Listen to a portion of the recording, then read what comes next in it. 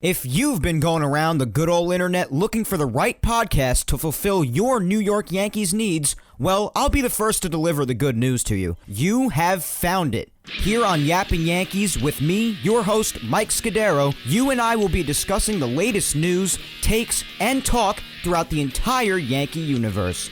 Oh, and there may be some ranting on my behalf.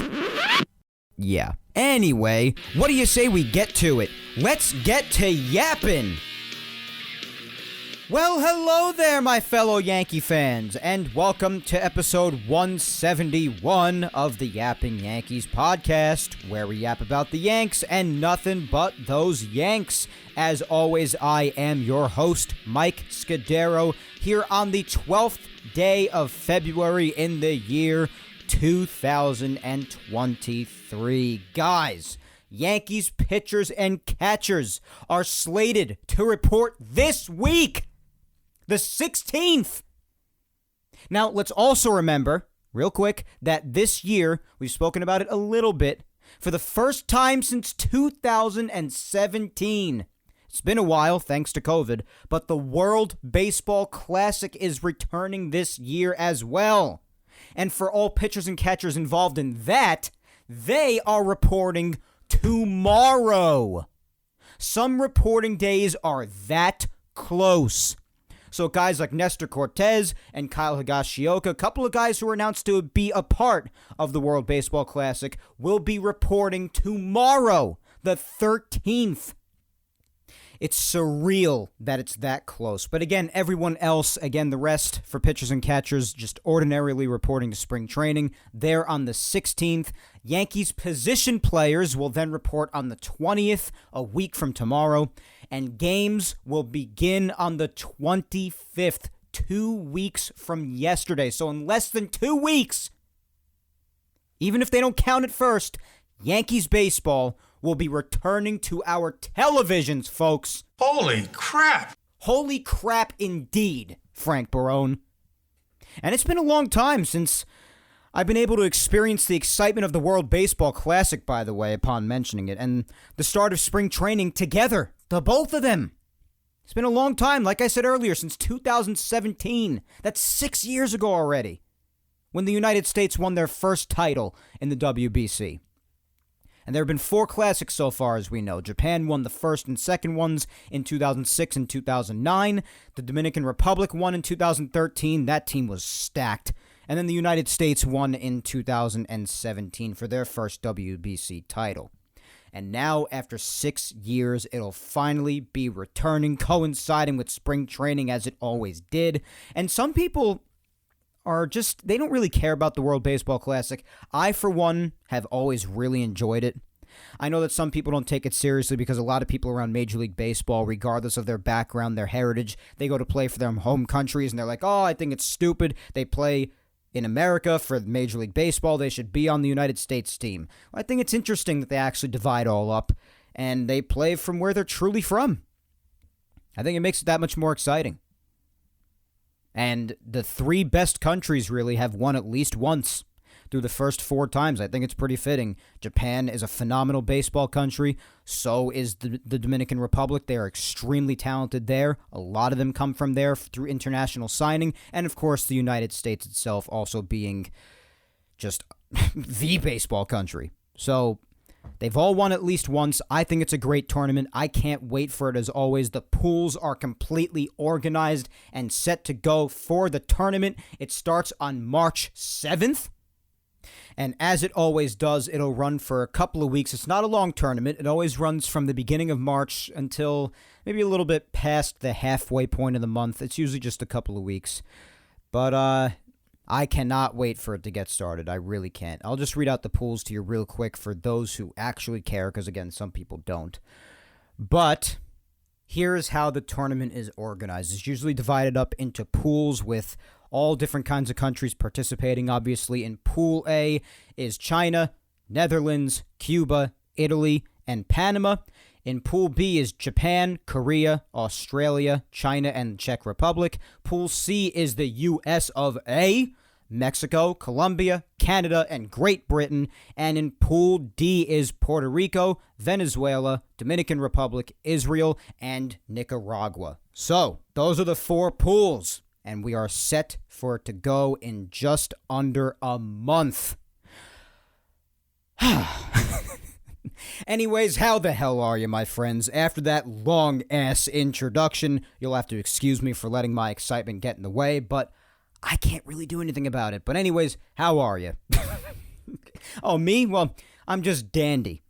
One thing's for sure, I can guarantee you that I am one of few to be openly expressing my over-the-top excitement of baseball being right around the corner on the day of the damn Super Bowl.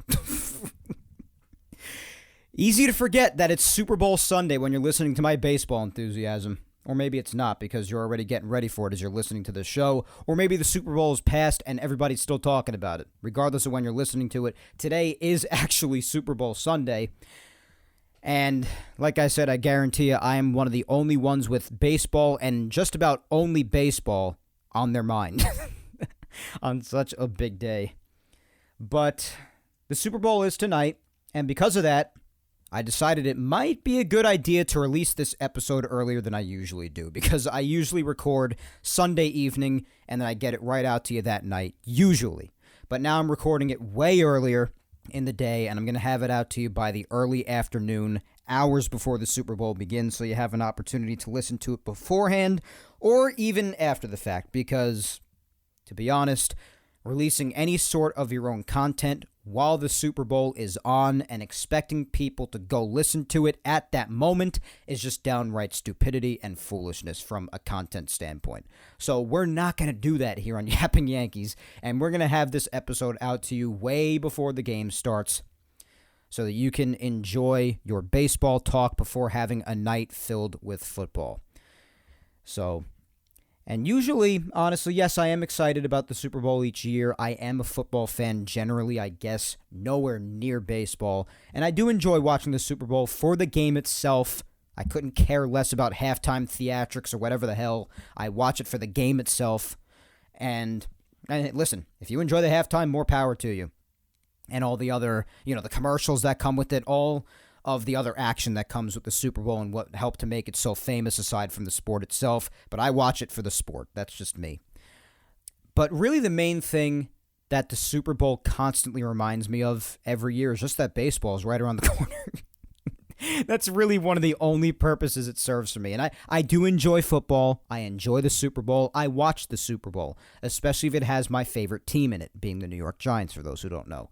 And the Giants made an exciting run this year before they ran into the powerhouse that's probably going to win today in the Philadelphia Eagles. Don't know for sure, but they probably will, the way that they're looking. Maybe Mahomes can surprise everybody. Who the hell knows? But unless my Giants are in there, I just have a general interest. I watch it because I do enjoy football. So I'll watch it for the hell of it. But the main thing is the reminder that baseball is upon us. Very upon us.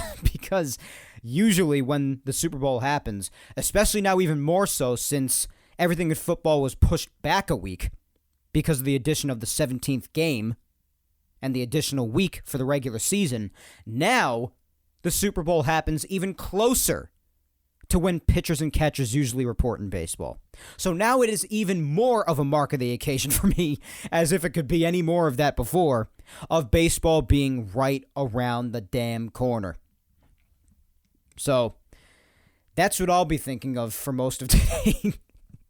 And because of that and the overall excitement for spring training returning, players reporting, and even the World Baseball Classic starting in less than a month, and even just the regular season being less than 2 months away, nearly just a month and a half away, that close for 2023, and along with, of course, some new rules that surfaced this past week regarding more pace of game rules.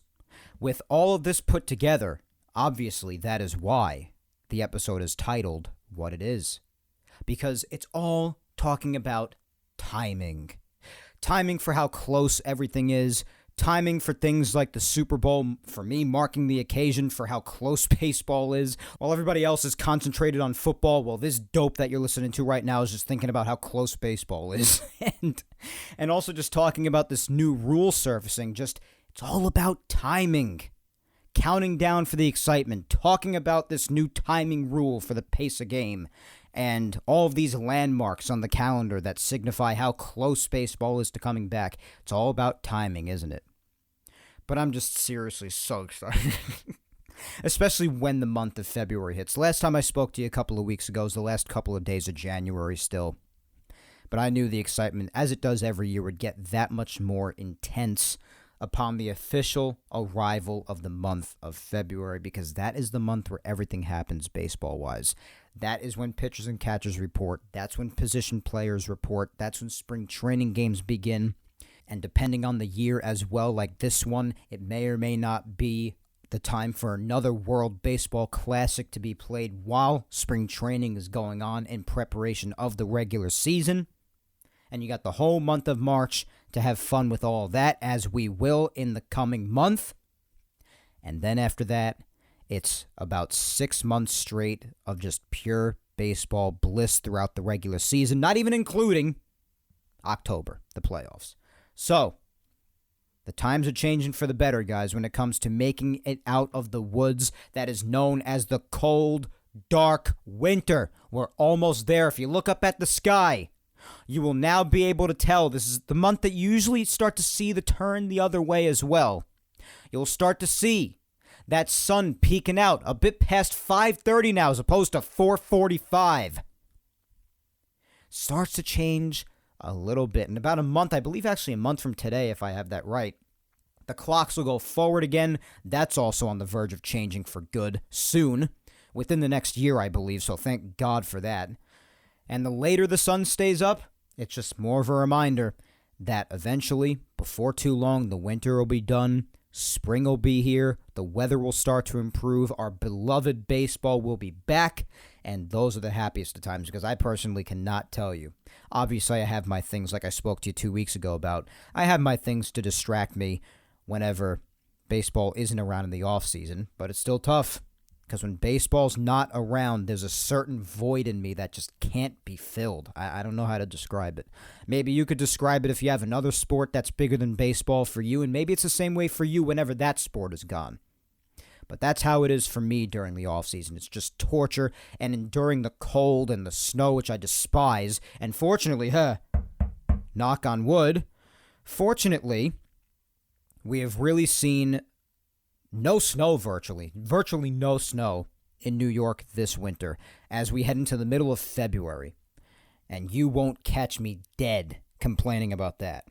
So, with that, along with the fact that just a couple of days ago, it hit 62 degrees here in New York, heading into the middle of February. This winter could be worse. It could be. That's all I'm saying. I hope it doesn't have anything left in it to make it worse and just do a complete 180. But so far, I cannot really appear to be ungrateful. I am grateful. The fact that we have seen little to nothing at all for the winter in New York this year. And just about any other New Yorker, I'm sure, will tell you the same, because it's just the truth, whether you like it or not. The winter has really shown little to no activity, except for a few days here in a couple of weeks where the temperatures got like Arctic cold. But we got through that, and otherwise it's been pretty standard or even warm, with days like the other day when it even hit 62. And we've only seen a couple of snowfalls, and I don't even think they accumulated to an inch. So it's really been little to nothing. So it's been good with that, and the fact that we're already on the other side of things, we're marching through February, and then, pun intended, I guess, we'll be in March before you know it, in the month of March, and the sun will continue to stay out later, the weather will continue to turn for the better, and before you know it, we'll be in our favorite time of year again, at least my favorite time of year, I don't know about you. But that's what it's all about, guys, timing. And time keeps on moving forward, and we're getting closer and closer to baseball being back on our TVs. Now, At the risk of sounding like a broken record, let us continue on with the show today. We already know what time of the year it is, Mike. You don't need to keep talking about how we're heading to the middle of February and baseball's getting closer. And yeah, I know. So why don't we move on then? It is all about the excitement. I can't hold it in. If you don't like it, don't listen. I don't know what to tell you. But that's where my mind's at. Even on Super Bowl Sunday, I don't know what to tell you. It has been a bit of a struggle every year.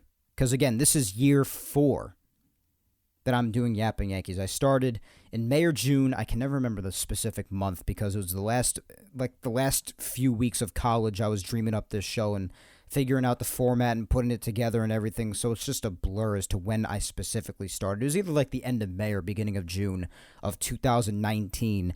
And now we're not too far away from those months 4 years later in 2023. So this is certainly not the first year that I've had to endure this. I've endured it every year because the Super Bowl is always on a Sunday. But it's always been challenging releasing Yapping Yankees on Super Bowl Sunday because Yapping Yankees since the beginning has been released on Sunday. And the Super Bowl is obviously always, of course, on Sunday. So, never fun, but I make do, and that's why I have to make sure that I get the episode out earlier because, again, I would just be asking for failure and no listeners.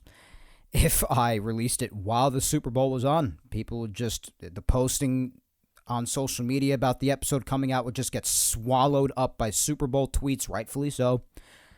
And yeah, you just gotta, even if you're a popular content creator, you gotta know your place, especially when it comes to the Super Bowl. No matter who you are, almost anyone releasing anything during the Super Bowl is bound to just get swallowed up and completely engulfed in the chaos. So that's just the way of things. So we do have a bit to talk about with the Yankees this week. We have been away for 2 weeks again, with the bi-weekly off-season Yapping Yankees format, which has only been done a few times because I have had to at some points in the off-season, like for Judge signing and Rodon signing and other big things that happened throughout the off-season in the earlier part. I have had to do consecutive weekly episodes at certain points, which I'm totally fine with because, I love doing Yapping Yankees. I have a blast doing this show, and I have a blast interacting with all of you. The whole thing is fun as hell. But the bi-weekly thing also does help me out in a time where there is less to talk about in the baseball season than there is during the season, for instance. There's a lot more to talk about during then, and that's why we'll be going back to weekly when that time comes around. But especially given how hectic my personal life is with my job and whatnot, and just during the off-season when I could afford to do bi-weekly episodes, it does help me. Trust me, it really, really does. But I also cannot wait to return to weekly format in a couple of weeks because next week will be the last Sunday that I'm taking off when it comes to the bi-weekly format. Because when I talk to you next on February 26th, 2 weeks from today, which is also my dad's birthday, just a little birthday shout out to my dad. Happy birthday, Dad. I'm the first one wishing you a happy early birthday. But when I talk to you on the 26th, by then, just the day prior, spring training games will have begun. And at that point, with baseball officially being back, even if it's with games that don't count, but baseball will be on our TVs once again being played. So at that point, Yapping Yankees will return to being weekly, unless, of course, I say so if something comes up, or it's a holiday like I usually, I think last year only I did it, but I usually take off on days like Mother's Day, Father's Day, and other holidays, big holidays that land on Sundays, probably even Easter too. It just depends. We'll see. But other than that, I will be back every week like I have been at every other point of Yapping Yankees prior to this offseason, but especially during the regular season. So, with that being said, even though we have been away for 2 weeks, there are a couple of things to talk about. Nothing really in the aspect of any acquisitions through trade or signings for a left fielder or anything else. Nothing happened on that front the last 2 weeks, but first off, I guess I'll start with this because this happened most recently since the last time we spoke. I think it actually just was announced maybe the day after we last spoke. I believe 2 Sundays ago was January 29th, if I'm not mistaken. Yeah, I believe it was the 29th.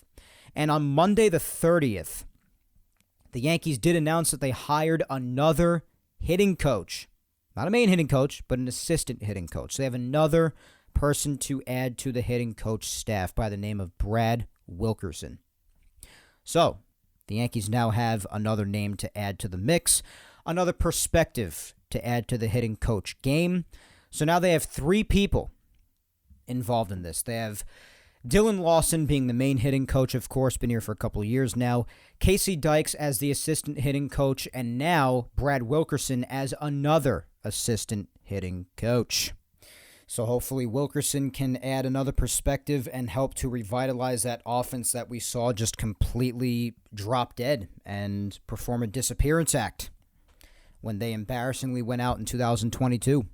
So we'll see how much he is able to help with that. Hopefully a decent amount, because we all know that when it matters, a lot of the time, the Yankee offense on the big stage does not happen to come through and leaves a very bad taste in some people's mouths going into the winter, and usually just results in people talking about how they could improve offensively, which, yeah, at certain times they definitely could afford to. This past offseason, or this offseason still going on, I guess, because it's at the very end of it, serves as one of those examples. And I'll plead guilty to that because it is just a proven fact that the Yankees could have afforded to add another bat. But hitting coaching is another piece to the puzzle. You never know when another perspective could help another person on the team. You never know. So hopefully good things are brought about with the addition of Brad Wilkerson. Also, when it comes to other Yankee news, just a few days ago this was announced. And this is the last thing to really talk about when it comes to definitive Yankee news outside the news of Yankees like Nestor Cortez and Kyle Higashioka, my boy Johnny Loizaga, and Gleyber Torres joining the World Baseball Classic.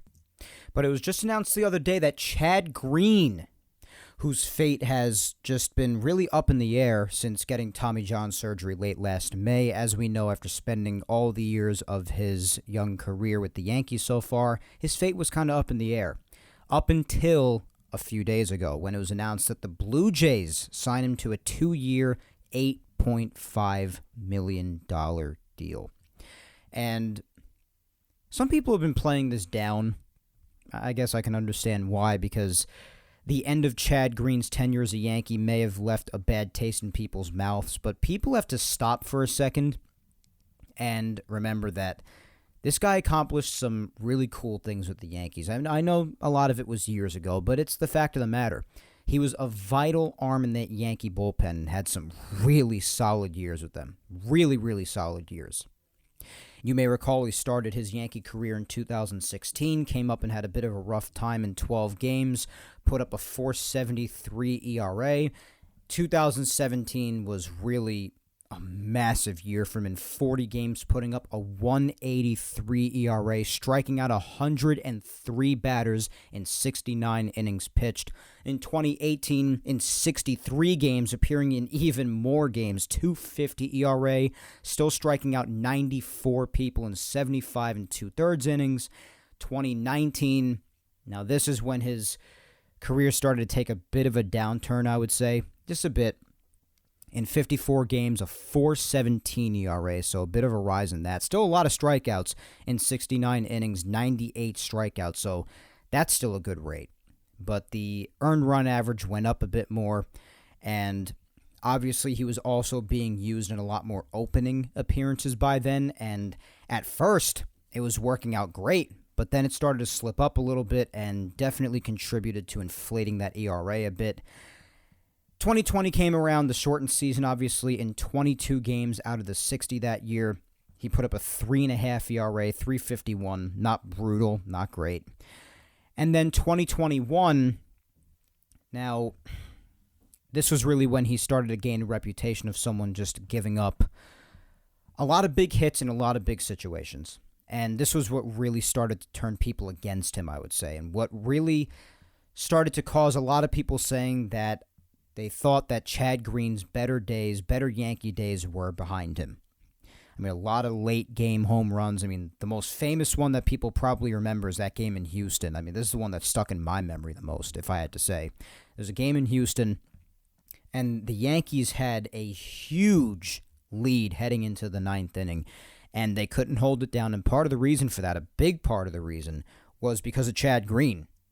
Because the Yankees went into the bottom of the 9th in Houston with a 5-run lead, and they ended up losing the game, capped off by a 3-run homer by Jose Altuve, and it was just one of multiple big games that Chad Green contributed in blowing, and that just really started to result in people turning on him, and especially even more so in 2022, last year, only appearing in 14 games, putting up a 3 ERA, and the strikeouts being a bit down, striking out just a tad over one person per inning with 16 strikeouts in 15 innings. He was still having moments in time where the fastball just wasn't really the same, not nearly where it was in like 2017, 2018, when he was really in the prime of his Yankee relieving career. And people just noticed that his stuff was becoming, going back to 2021, a lot more hittable. And people started to turn on him as a result, especially because in a lot of these situations, it was really happening in vital games. And people were just getting really tired of it. And I think the straw that broke the camel's back, obviously, was when it was announced that there may have been a reason why people noticed this in his stuff, this dip in production, because he needed Tommy John surgery. And the Yankees and their fans have not seen him since, in late May of last year. And now, coming off of Tommy John surgery, it was announced that the Blue Jays signed him to a 2-year, $8.5 million deal. So they're taking a bit of a chance on him, because you're always taking at least a little bit of a chance when you choose to sign someone coming right off of Tommy John surgery.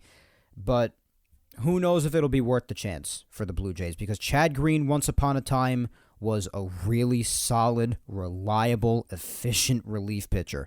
I was a huge fan of his, and it sucked seeing him really take a downturn in 2021 and then see most of his 2022 season just completely destroyed by Tommy John surgery. It sucked. I hate seeing good talent taken out by injuries, and just in general, injuries suck, whether the person's talented or not. It just sucks. So, I personally, while the end of his Yankee career was not really anything fond to remember, I also fondly recall the times where he was beyond incredible out of that bullpen for the Yankees, primarily in 2017 for their incredible run that year, and in 2018. And it was still there a little bit in 19, even though he wasn't even primarily used as a reliever that year. He was used as an opener a lot of the time, which, yes, that depends on which capacity he's used. Sometimes that could be classified as a reliever or not, depending on whether you pitch the first inning or not. Regardless, I'm just talking about the times where he was strictly used for the middle part of the game, the later part of the game as a true reliever. But 2019, that started to change a little bit. In 2020, it was And in 2021, despite the 3.12 ERA, that was when people started to see some downturn in his career. And then last year, of course, cut short due to Tommy John surgery. So if you look back at Chad Green's career, I, for one, can remember the good times and balance that with the bad. And obviously, I wish him the best of luck. It stinks that he's in division, because especially if he's successful, then the Yankees are going to have to see him quite a bit. Because obviously, in any sport, but especially baseball, you play your divisional opponents a lot. Well over a dozen times throughout the whole season. So, wish him luck, but jokingly, of course, partially jokingly.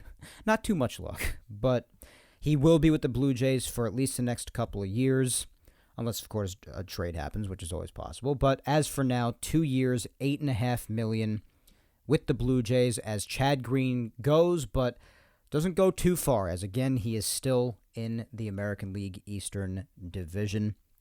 And we'll see how he does post Tommy John surgery. I, for one, am curious to see how he does, especially as a once hard-throwing right-handed pitcher. Some people might forget, but in better times, Chad Green used to touch 98 miles per hour on his fastball when nobody could touch it. And everyone was just, they're like, what the hell is up with Chad Green? Like, 98-mile-an-hour fastball throwing really hard, and it's as straight as a string usually, and people just can't hit it. I wonder why. And then especially when he started incorporating a slider into there, it really added to his arsenal even more. But then later on, he started mixing in a curveball, which his curveball got smacked around a bunch. And I think he even started to try to mix in a changeup. And and the fastball didn't become as effective. People started to figure it out a bit more, and it didn't go too well at times for him, especially in big games in the last couple of years. So, whatever the reason may be, best of luck to him going forward, and it'll be interesting to see how he bounces back from Tommy John surgery. He is 31 years old. I'm pretty sure he's 31. I could double-check that just to make sure I don't get that wrong. He is 31. He'll be 32 in May. So, he's not particularly young anymore like he was back in 2017, but he could still bounce back well from Tommy John. Who knows? We shall see. Time will tell, but best of luck to him nonetheless. And again, partially in a joking matter, not too much luck. Anyways, as far as Yankees news, that is pretty much all, guys. Again, the only other thing is the announcement of the Yankees that will be taking part in the World Baseball Classic, like Nestor Cortez, Kyle Higashioka, Jonathan Loaisiga, and Gleyber Torres. Gleyber Torres will be playing for Venezuela, and Jonathan Loaisiga will be playing with Nicaragua, and obviously Nestor Cortez and Kyle Higashioka will be on the U.S. team. And once again, the pitchers and catchers for the World Baseball Classic, if they are participating in that all throughout baseball, they'll be reporting tomorrow, with the position players for the World Baseball Classic reporting on the 16th, the day that other Yankees pitchers and catchers have to report to Yankee Camp, which is again on the 16th. And the World Baseball Classic will be on, I believe the start date was March 7th, I've been seeing, but I don't think games are starting until March 8th. I don't believe. So, yeah, it says Tuesday, March 7th to Tuesday, March 21st. And, yeah, I was right. The first games are on Wednesday, March 8th. So, that's the deal with that. Again, as soon as tomorrow, pitchers and catchers reporting, at least those participating in the World Baseball Classic. And Nestor Cortez, Kyle Higashioka, and Jonathan Loaisiga will be amongst that group reporting tomorrow, since obviously Cortez and Loaisiga are pitchers and Higashioka is a catcher. And Gleyber Torres, who will be playing for Venezuela, he's a position player. He should be reporting on the 16th, the same day, again, that Yankees pitchers and catchers report to Tampa for spring training. Again, it is that close, regardless of how surreal it may be, and believe me, for me it is, as if I haven't said it enough, but it is that close. This week, regardless of whether it's reporting for WBC, for regular spring training, pitchers and catchers are reporting for 2023 baseball. Now, speaking of 2023 baseball, like I mentioned before, I basically foreshadowed that I would bring this up.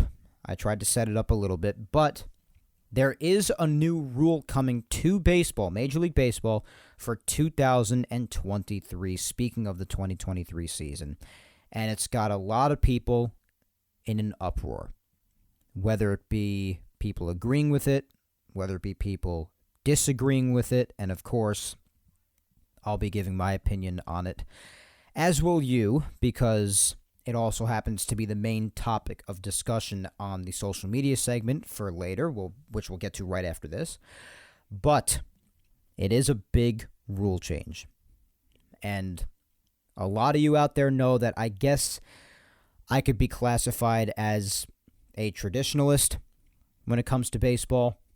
I love the game how it is. I always have, and I don't want it changed for people who, quite frankly, are never going to truly be satisfied with the sport no matter how many changes are made to it. But, hey, I guess we're dead set on giving those people voices now, instead of those of us who just love the game for how it is.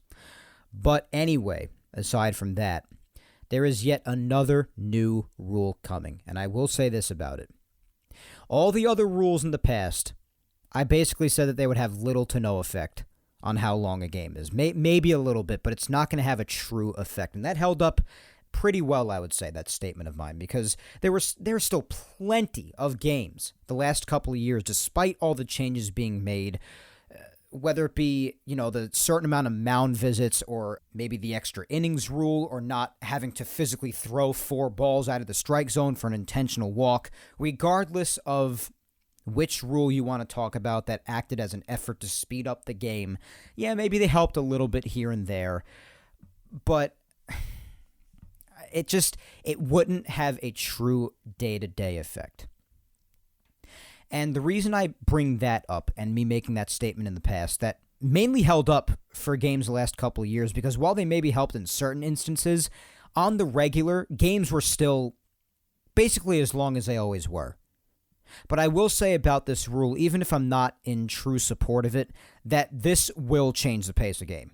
Because this is really the one aspect of the game that truly lengthens each and every game. And I acknowledged that in the past. I gave this as a suggestion for those people who are so hell-bent on shortening the game that this would really be the main thing that shortens it, truly. Because this is what, little by little, it adds up throughout the game. It piles onto each other, and before you know it, you got a half inning that lasts a half an hour, partially because of this reason. And now this could be mitigated a bit with this new rule. So I will say that for those that are beyond determined to shorten games, I believe that this will do that.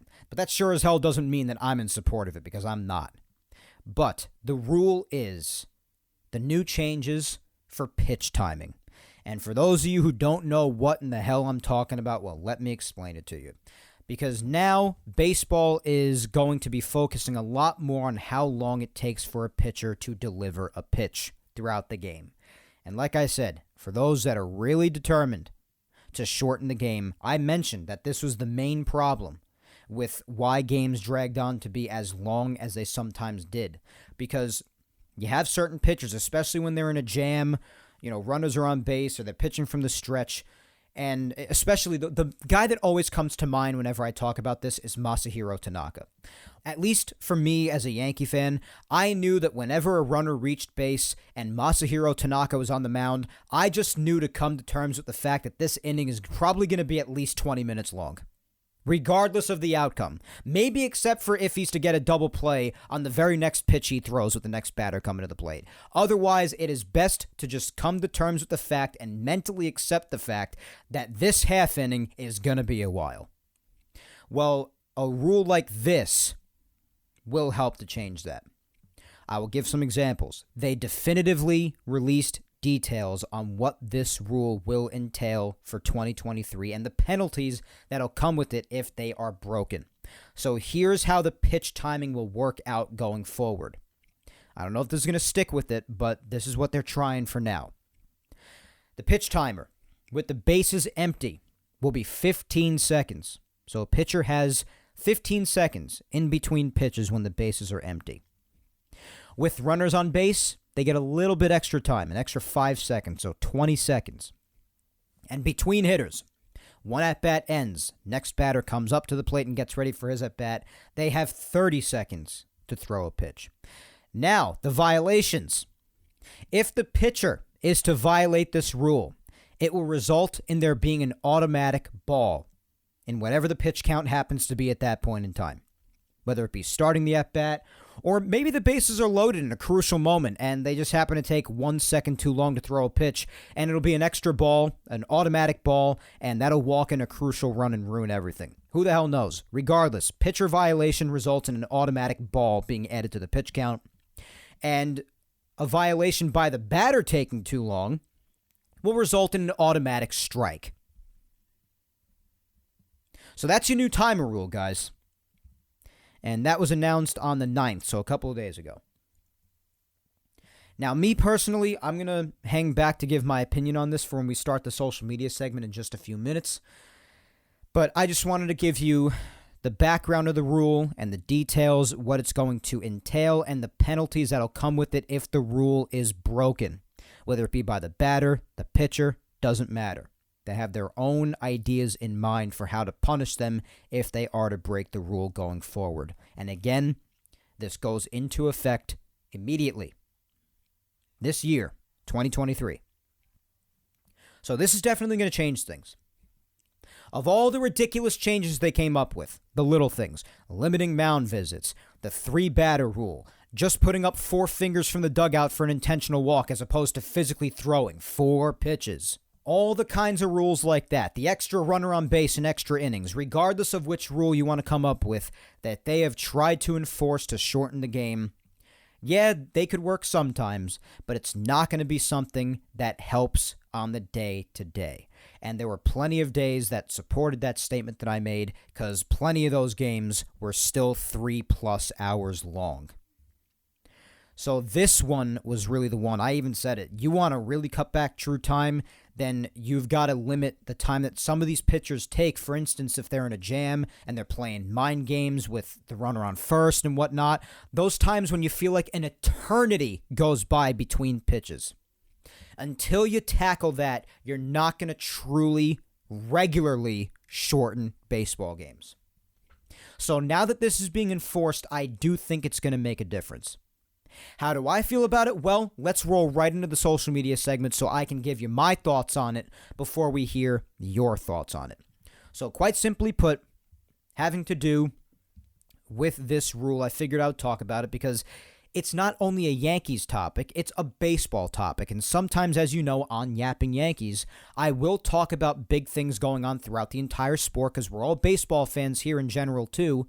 And any big rules that Major League Baseball puts forth, they're going to inevitably also affect the Yankees because the Yankees are a part of Major League freaking Baseball. So it is important to talk about.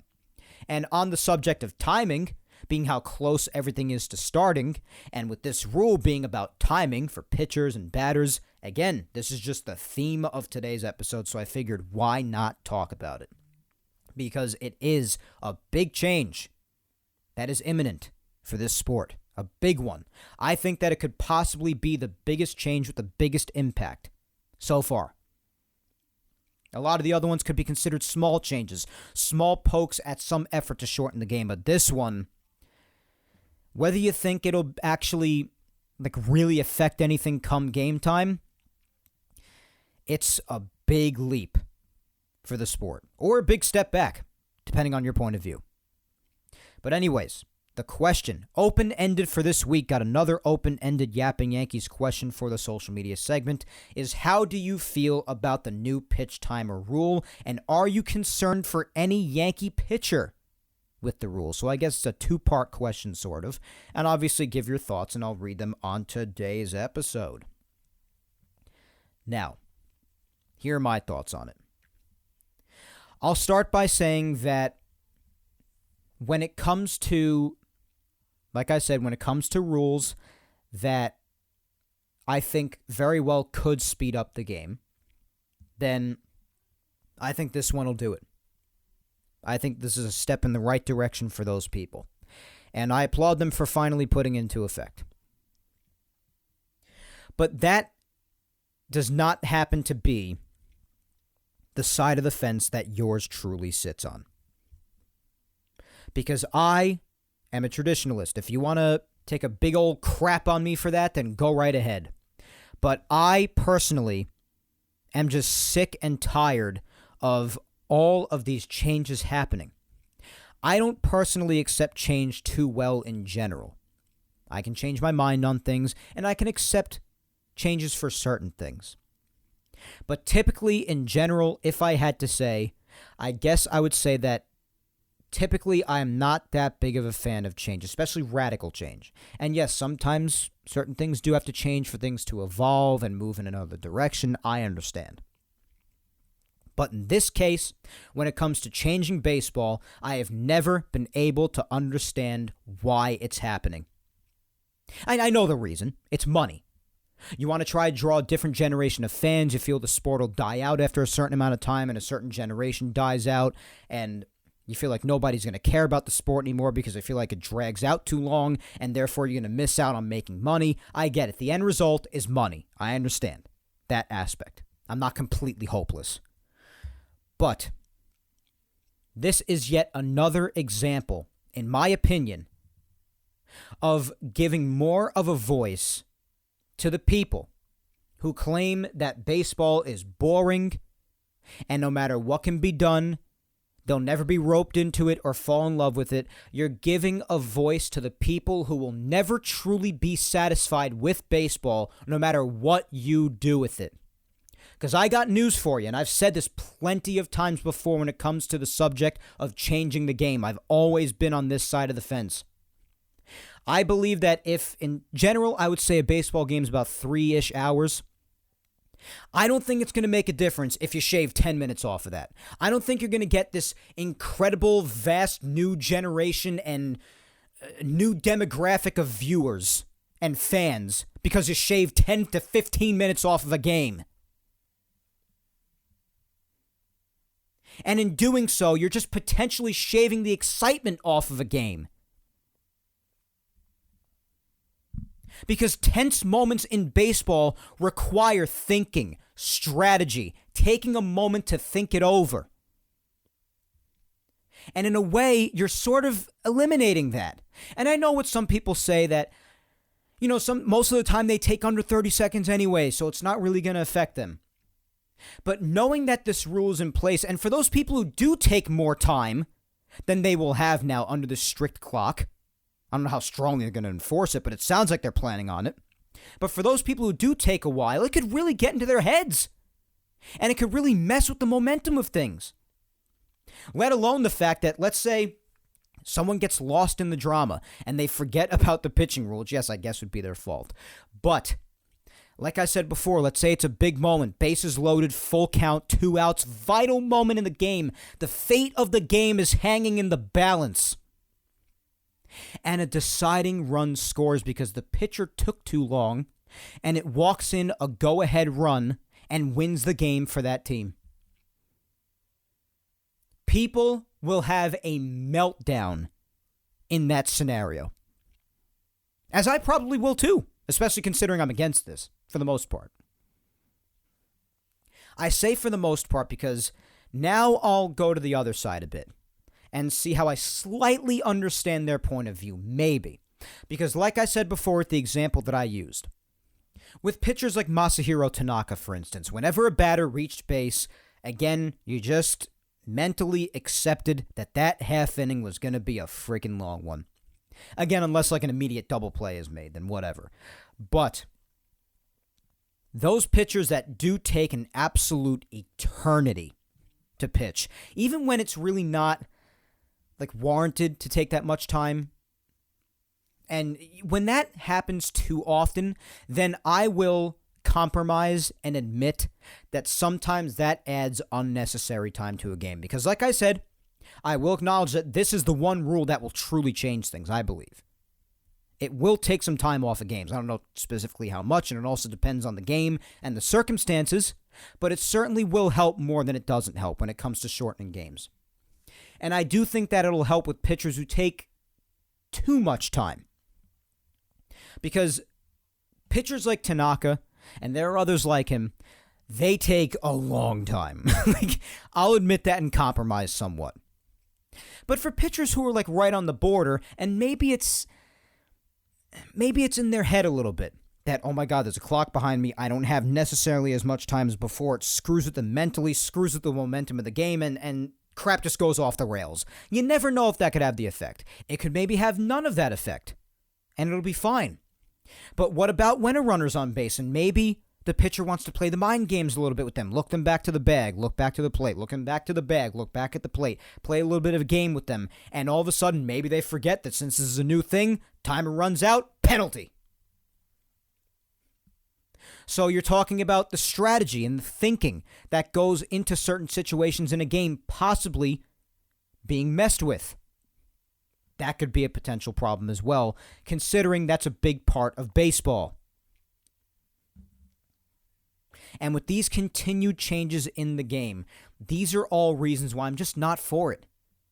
I'm okay with a game being 3+ hours. I've watched 20-inning games before and was perfectly content with it. Because you want to know why? Because I love this sport. And the shame of it is that a lot of people who don't like this game, who crap on this game on a regular basis, and will never be happy with it no matter what's done with it, are the ones being given a voice right now. That's the shame of it, in my opinion.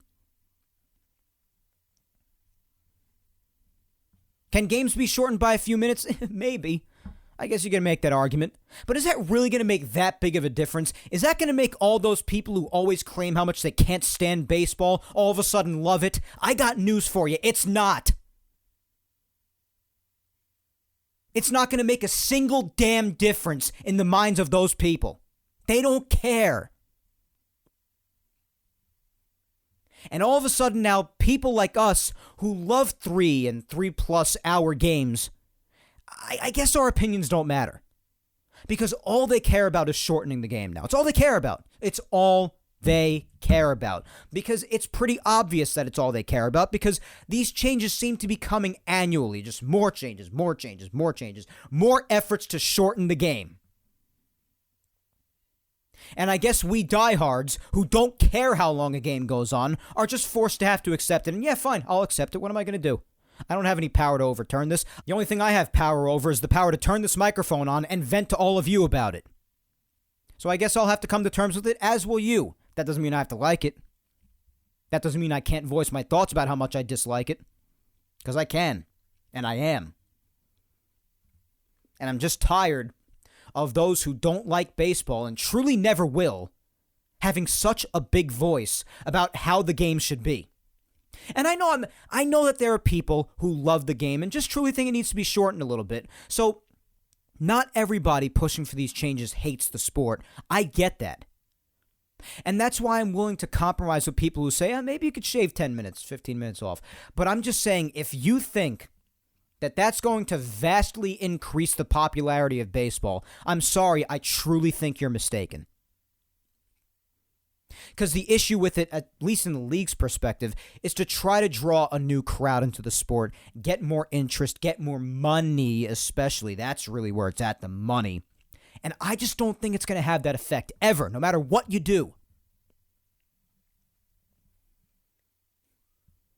This is just my God's honest opinion on it, guys. So, do I think for pitchers like Tanaka who take an ungodly, unreasonable long time with this, do I think it could help mitigate that? Yeah, and I don't have too big of a problem with that, I guess. But in general, I think could screw with a lot. All the things that I've said already. So do I think for pitchers who take an ungodly amount of time that this could be, I guess, an okay change? Yeah, sure, whatever. And do I think that it'll actually make a change? Yeah, more often than not, I do think it's going to shave some decent time off the game. But am I a fan of more change of the game that I love and more attempted shortening of the game that I love? And do I think it's going to vastly increase interest in the sport and therefore bring in significantly more money? No, I don't. I don't. And my thoughts on this are just simply not changing. I don't know how else to put it. But a lot of the people who just say that, I hate, I love baseball, but I hate when the game is over 3 hours long. Well, how much do you love baseball then? Because by nature, baseball is a longer game, and it's so unique against basically every single other sport in the aspect that it doesn't have a time limit. There's no clock. There are no quarters, periods with time limits. None. It's just innings. Well, now there's going to be time between pitches. It's losing its individuality. The more that we put these changes in and put time limits on things, and I don't think that it's going to attract a different crowd, a different demographic, a new age group. I just don't. Because if you don't like 3-hour games, then how much do you really love baseball? I have to question you on it. I do. Because by nature, about 9 innings of gameplay is likely to take at least 2 hours 40 plus to do. That's just how the sport is constructed. So maybe baseball, in that case, is not for you. And I know I'm going to have people disagree with me. Listen, that's the law of nature. So you could call me ridiculous for feeling this way all you want. And saying, how dare you, just because it's 3 hours and I don't like it doesn't mean I hate it. Well, fine. You want to die on that hill, then go ahead. But I got to question you that if a game hits a 3-hour time limit, it struck 3 hours, and it's now a nuisance for me, well, then just don't watch. And I know that's not an option in the eyes of the league because at that point they're losing money, I guess. But just in general, if you personally have a problem with it, then maybe baseball's not as much for you as you think it is. Have you ever sat down and really thought about that hard? Because maybe you should. I'm not saying no changes can come to baseball. Sure, you change some things. Like, honestly, here's a couple of changes I liked. I didn't think that it was really necessary to throw 4 pitches out of the strike zone to do an intentional walk. I mean, yeah, a pitcher could mess up and it could actually result in, comedy taking place and the batter actually getting a hit off of it, because I guess it does have its value in physically throwing balls, because that's what happens when you walk somebody. But I didn't think it was that big of a deal just putting up a 4 sign and putting the guy on first, because 99.9999999% of the time, the pitch is going to be thrown well enough out of the strike zone on an intentional walk to where it'll be successful, and the guy's just going down to first anyway. So rules like that, I don't really care. Mound visits, I don't really care, because you don't need to go out to the mound 85,000 times. But, when you're doing, big rules like the pitch timing now, as of this year, and the ghost runner in extra innings, that crap is just so dumb. It's so dumb. Especially the ghost runner thing, which I've spoken about ad nauseum at this point, but that rule, it's not even guaranteed that a game's going to go to extra innings. And also, I've seen some ghost runner extra inning games where the game still goes to the 14th inning. It's not a guarantee that it's going to end right away in the 10th inning. And in that case, guess what? Because there's a runner on base, that also slows down pace, because pitchers have to concentrate more because they're starting with a runner on second base and have to do everything in their power to try to prevent that runner from scoring, so it's that much easier for their team to win. So that slows down the pace of the game because more strategy has to be involved. And a lot of the time, the game still goes to the 12th, 13th, 14th inning. Stupid rule. Plenty of the rules that have been introduced are stupid, but that's at the top of the list. And I will always believe that. For the fact of what it is in the first place and how little of an effect it had at times. So, listen. That's how I feel about this rule, I guess. But regardless of how any of us feel, it's happening, and we just got to accept it. It's whatever. We can talk about how we feel about it, but in the end, it's not really going to change anything. The rule's still happening. So, those are my thoughts on it. And my final opinion on it, I guess, is that I wish that people who either don't really love baseball as much as they claim to, or just plain hate the sport and nothing that is done will ever change their opinion on that, I wish they just didn't have as big a voice in how the sport should be played. That's just my thought on it. Because if you have that much of a problem with the way the game is, then maybe you shouldn't be a fan. And I know I don't have the right to tell somebody what they should or shouldn't be. I know. God forbid. But if you have that much of a problem with it, then what are you doing watching it? That's all I ask. That's it. But do I think it'll actually make a change? Yeah. Of all the stupid rules introduced, yeah, this will actually do something. Especially for the pitchers who do take an ungodly amount of time to throw a pitch. But yeah, those are my thoughts on it.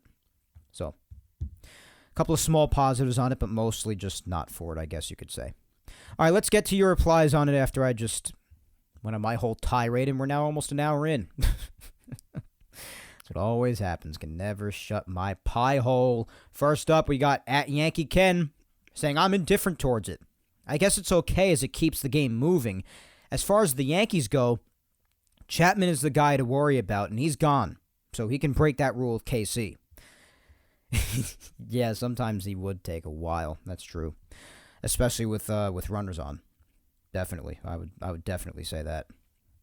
Yeah, because, if a runner's on, pitcher throws a pitch, they want to, got to wiggle around a little bit, got to get all settled in, get the foot on the slab and look in, get the signs, take the set, throw the pitch, and, for a lot of guys, that'll take them more than 20 seconds to do if a runner's on, and they'll get penalized now, as opposed to how the game has always been for well over 100 years. But, yeah, actually, speaking of Chapman and potential Yankees that it could affect, I personally forgot to answer the second part of that question.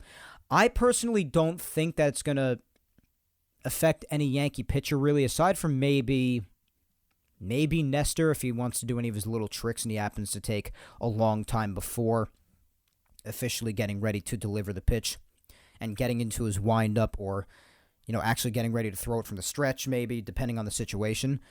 Other than that, where there are no funky moves involved, I don't really see it affecting Yankee pitchers too much. Not really that much. Maybe, not even really Domingo Germán.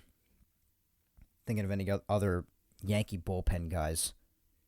Maybe Clay Holmes a little bit, because especially just he pitches from the set, and he tends to take a little bit sometimes, because he just does that thing where his hands go up for a bit and then they go down to his waist before he delivers the pitch, and if he looks in for a while, that could take some time. And I mean, what if the pitch comm isn't working, and they need to take more time? I guess they just have to be quicker with calling time.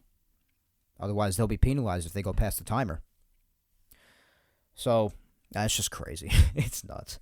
But I don't really think it'll have that much of an effect on any Yankee pitcher. Not that I could think of right now. But yeah, for someone like Chapman or someone in the past like Tanaka, I think it would affect Tanaka. I do.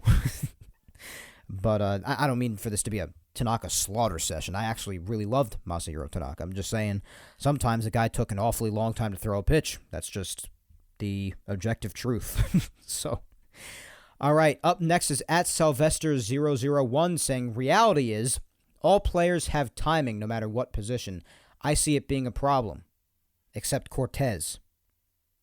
So you don't think it'll be a problem with Nestor. I actually think that if he takes a long time before doing any of his funky moves, that it could actually result in him going maybe a second past the timer without even realizing it. Who knows?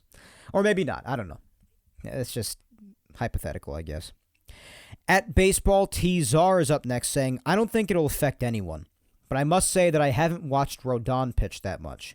I like that the batters are being timed also. Slowest 10 pitchers ranged from 28.5 to 31.7 seconds. Yeah, so that's if runners are on base or if the bases are empty, especially even more so if the base is empty. 28.5, that is a violation on all counts. 28.5 is not a violation if it's between batters, because at that point I believe it's 30 seconds. But 31.7 violates all.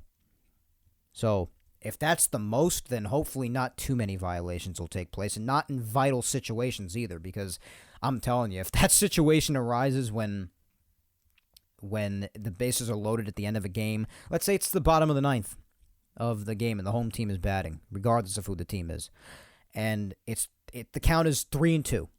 2 outs, bases loaded, the typical chaotic baseball scenario that you could dream up in your head.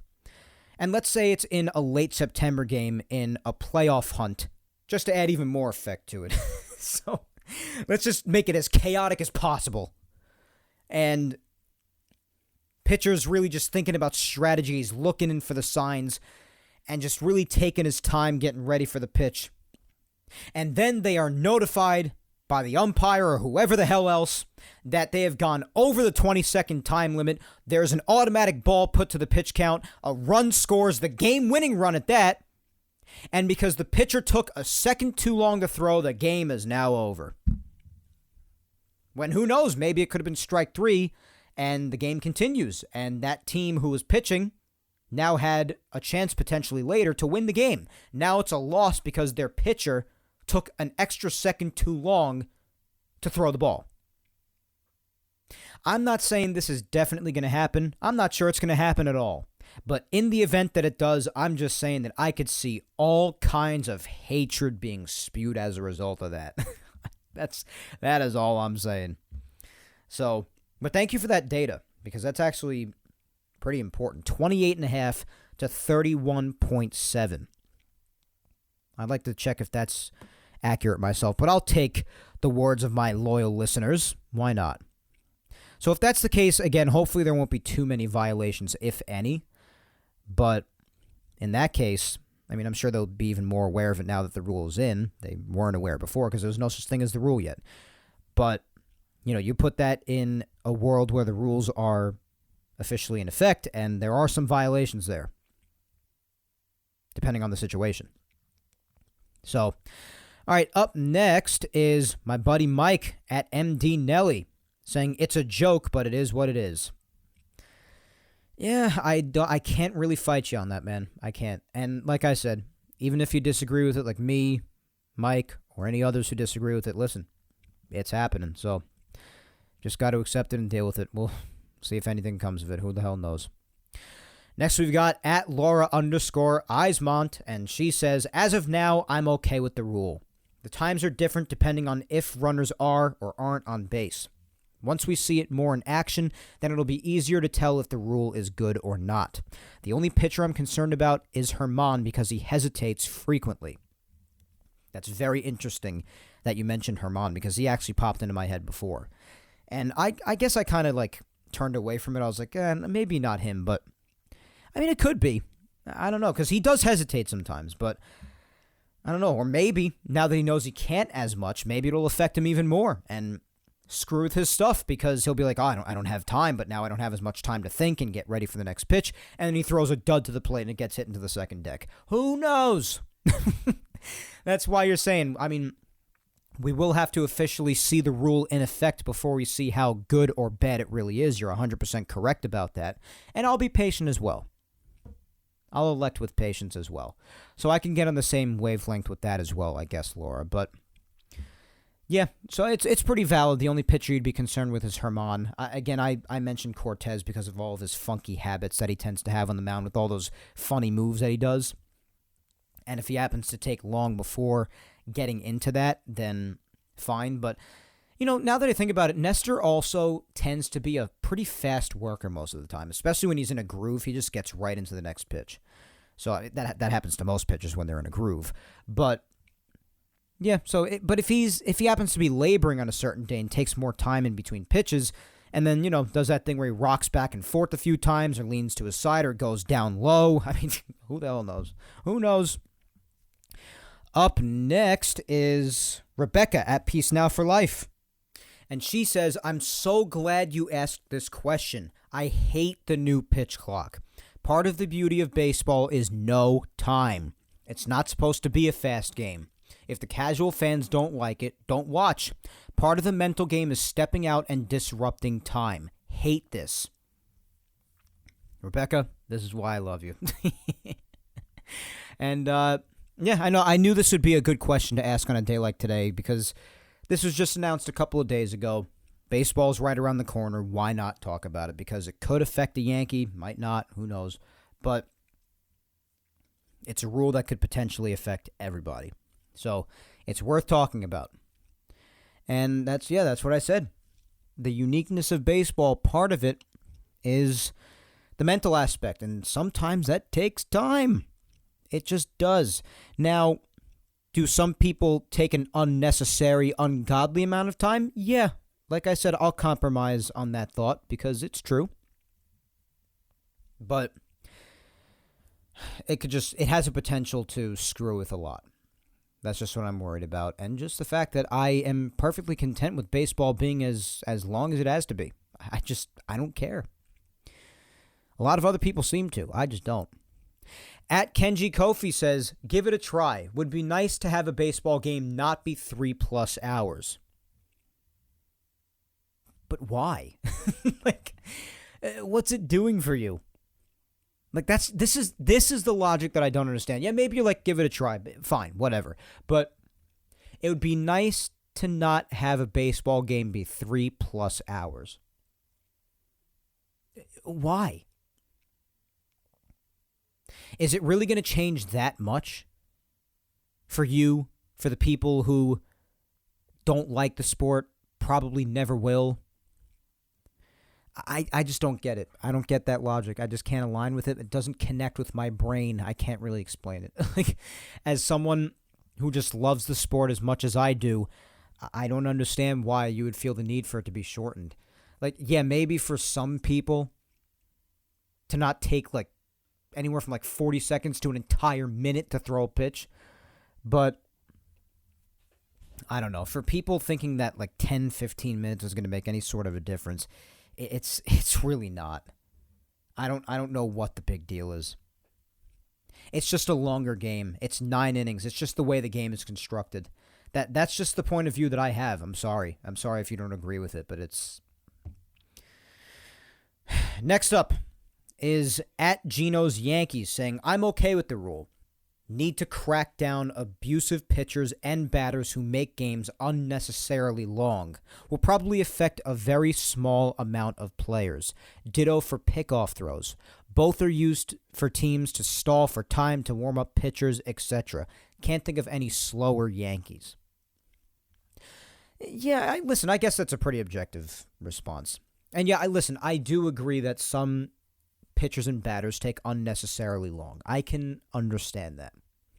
But this being put through for everybody else and the mental effect that it could have on everybody else. And for what?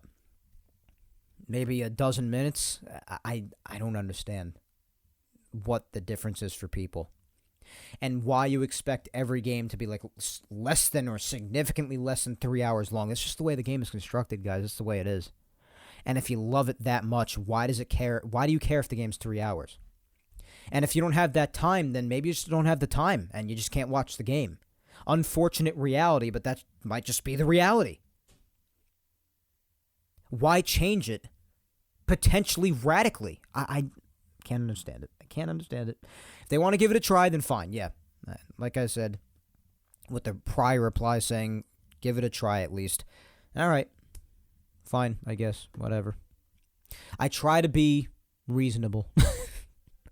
At Bobby_Sabo says, love it. Pitching is rhythm with good sequence. A pro should be able to adjust, and in some circumstances may be a benefit in the long term. I mean, it's easy to say a pro should be able to adjust. I mean, did you have that same logic when the shift started being used as often? I mean, if you do, then fair enough. But, I don't know. Pitching depends on the rhythm of the individual. I mean, there's no set, definitive, well-timed sequence for pitching. It just kind of depends on who's on the mound. How they deliver the pitch. How long it takes for them to deliver the pitch. Any mental games they play or might not play if there's a runner on base. Or like a reply or two before said, and that's a good point as well, just intentionally stalling for someone to warm up, you're not going to have that anymore. That's tough. So it could change some things, and I just don't think it's really necessary just to cut the game by, 15 minutes? Whatever. At Mary H7875 says, hate it. Baseball is great the way it is, especially now that the Ghost Runner rule is no longer. I thought that it was supposed to still come back. Like, I know with the original, with the newer CBA being agreed to, I know that in that, I believe, it was said that the Ghost Runner rule was not going to be enforced anymore during the regular season. But then I remember a few months ago, Rob Manfred saying that it's likely to stick around still. So there's a chance, unless I'm just forgetting a more recent report maybe, that it's still going to be coming back. But listen, you guys know, because I've said it for a while now, maybe first-time listeners or a few-time listeners don't know this, but for those who have been with me for a while, you guys know that I despise that with every fiber of my being. So if that still does truly hold up and that is gone, then there will be no person walking this earth happier than yours truly. But I do remember Rob Manfred talking a few months ago about how that might still stick around because it's been so widely accepted. All right, Rob. Okay. But, yeah, Mary, I agree. And listen, to all those I disagree with, listen, you're entitled to your opinions. It's fine. I love the interaction. It's good to talk about, getting other perspectives. I don't have an issue with it. It's just I can't connect with it. That's all. All right, up next is at CMCK Chuck saying, I like the pitch timer rule to give better pace to the game, but not so sure about limiting pickoffs and bigger bases. And the bigger bases I don't really much care about. It's whatever. And yeah, limiting pickoffs, listen, that's another aspect of the game. It's another one. part of the mental game between the pitcher and the runner. And maybe a pitcher does throw over to a base 4 times in a row, but maybe that 4th time would be the one that gets him because he actually intended to steal that time. So, I don't know. And the penalty for that is wild. So, I hear you. We got my buddy Spencer at Musician DMD up next, and he says, I'm hearing positive feedback regarding the timer. Rick Cerrone, the editor of Baseball Digest, discussed it on the Richard Neer Show on WFAN and praised it, seeing the advantages outweighing the disadvantages. I'm skeptical about it, but I'm expecting my doubts to be removed. The pitcher I expected to be most impacted by it was Frankie Montas. I don't exalt about his health problems, but they seem to be taking care of the problem that is the disaster known as Frankie Montas. Domingo Germán comes to mind too. He tends to overthink with runners on base. Another person mentioning Domingo Germán, and maybe I should have stuck by that a bit more. Maybe there's some credits to that, who knows. But, yes, I'm glad I'm not the only one to have mentioned him.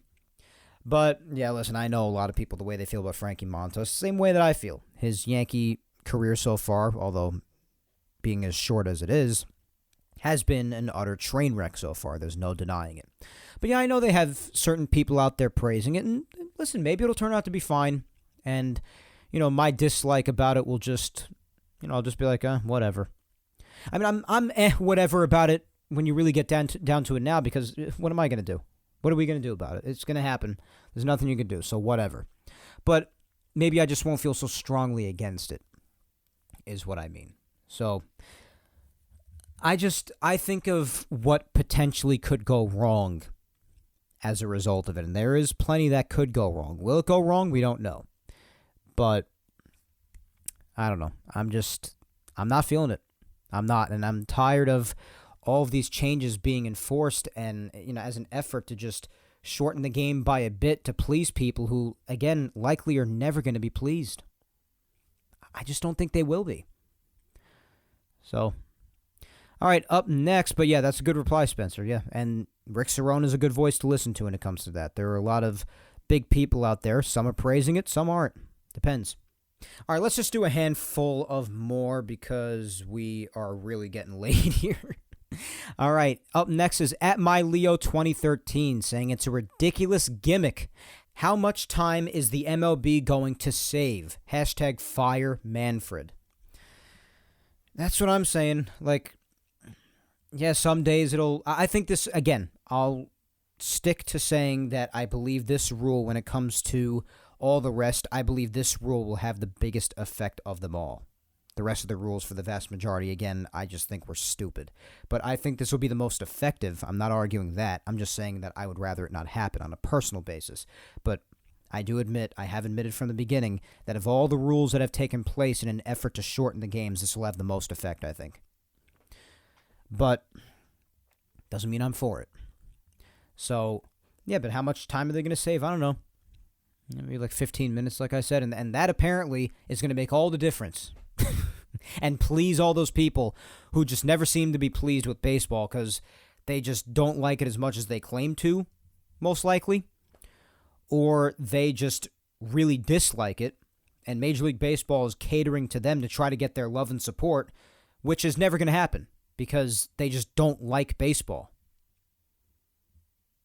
And then us diehards just have to live with it. So that's the deal. Oh, well. Up next is at DJ Nick Papa G says, so I know this only sucks for me, but my ride to Yankee Stadium is 160 minutes.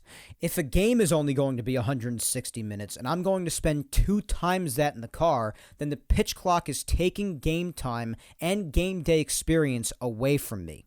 Like I said, this isn't an issue for most, so... Yeah, I mean, listen, if you want to do the math, 160 minutes that's an 2 hours and 40 minutes, is it? So, yeah, wow. That's true.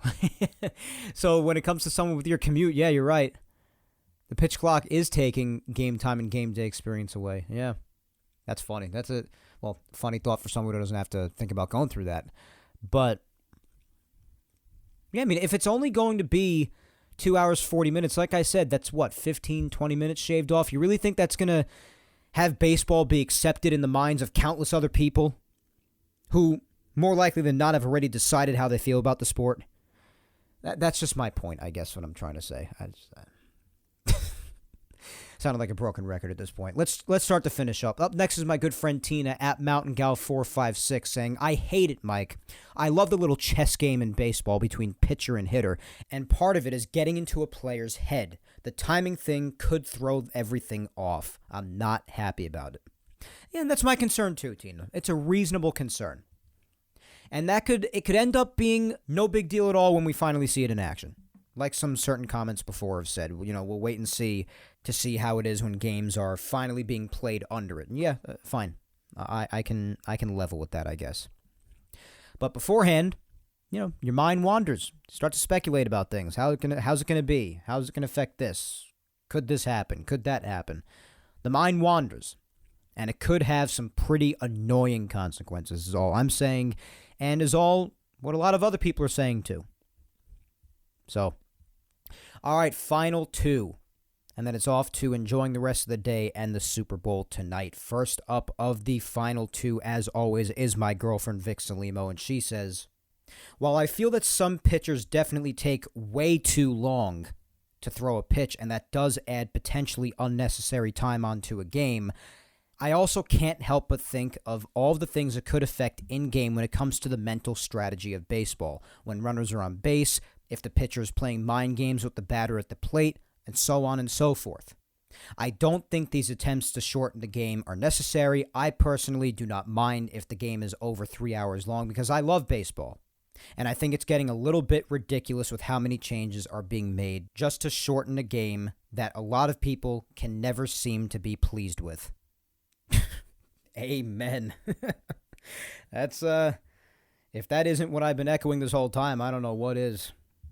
I don't know what is. Well, that's why I love you so much, babe. All right. Last but not least, as usual, is my mom, Julia Gina Scudero, and she says, Hi, Mike. Well, I kind of like this new rule to a certain extent because I can't stand when the pitchers take an eternity to throw the ball. On the other hand, I do worry about changes being made to the game because I worry changes can snowball into more changes, and that I would not like. Baseball is baseball and should stay as original as possible. But again, also, a little fire under the pitcher playing mind games on the batter, taking an eternity to throw the ball, couldn't hurt. Well, yeah, again, those mind games are a part of the game, though. And yeah, they could drive some people nuts. Sometimes I'm like, all right, throw the ball. Like sometimes, listen, I'll plead guilty of that sometimes. I say that too. But it's a part of the game. So while I do agree that it will definitely shorten that up, and it could have a very big effect on it, and I think it'll have a bigger effect than any of the other rules that were being enforced in the past. I think that it's not right that it screws with basic fundamentals that made the game so unique and great for as long as it has been unique and great. But yeah, to a certain extent, I could understand being happy about the pitchers who, again, take an unreasonably long time to throw the ball now being a little bit more under pressure to not do that as much. I guess I could somewhat level with that. But yeah, your other concern about change leading to more and more and more and more changes like it already has happened for people who, again, likely already have their mind made up with how they feel about the sport. And again, those of us who love it the way it is, we just have to accept it. So yeah, that's a reasonable, level-headed, objective response, Mom, and I definitely appreciate that. And as we're the same for a lot of you, because you guys are just awesome, like I always say. Love interacting with you guys. That's why I love it. You guys are very smart. You guys are informed. And whether I agree with your responses or not, I appreciate the interaction to no end. As you guys know, I love you more than I can put into words. And it's good to have other perspectives. It adds more to the discussion, and it gets boring when you just share like-minded viewpoints. It's good to have opposing viewpoints and other perspectives, other thoughts thrown into the mix. That's what makes for good discussion. And I definitely feel like, just like with every social media segment every week, basically, that the discussion in this one was great yet again. But as of now, guys, that is all. With that being said, for today's episode of Yapping Yankees, episode 171, But before I leave you on this Super Bowl Sunday, I'll just leave you with a couple of my quick reminders, as I always do at the end of every episode. Please remember to follow me on all social medias if you do not already, my friends. Facebook fan page is Mike Scudero NY, Twitter is at Mike Scudero, and Instagram is Mike Scuds97.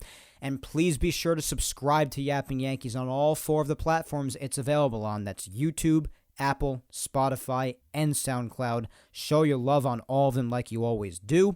And if you've missed any past Yapping Yankees episodes, well, you could listen to episodes 34 all the way up to episode 171 today on YouTube, and every single episode going back to episode 1 nearly 4 years ago.